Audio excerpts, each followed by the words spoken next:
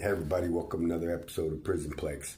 So, I want to do another one on death row. Dude I knew on death row, Juan Soria. But I knew him in the free world. I didn't meet him locked up. So in 85, I was 20. It got dry in Fort Worth, or in my hood. It was dry. There wasn't no pot.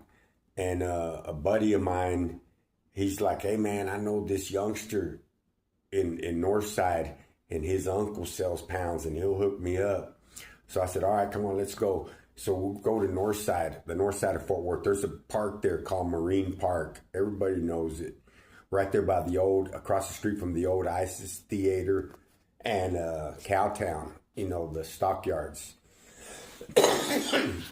Excuse me. And so we go up there, he gets a hold of the dude, and he comes and shows us something and gives us some prices. And I told my buddy, I said, hey homie, they know there ain't no smoke right now, and look how cheap this is. This dude's going to try to burn us. And if he does, there's going to be a problem. Not just him, but you, because nobody's going to get me.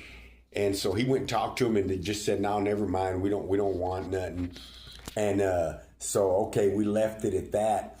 And then, just a month or two later, we see on TV this dude he's got arrested for a capital murder. Some young kid, man, 17-year-old at the boys club right there in Northside, not Panther Boys where I went. Him and his buddy asked some guy for a ride, and the dude gave him a ride, and they jacked him for his car. He had a new Camaro. That's when it first went to the new style Camaros, right? The small body. So he got caught down in the valley. He was trying to go sell it for pot. And man, they got him, gave him the death penalty, But look, when he got sentenced to death in 86, they didn't execute him till 2000.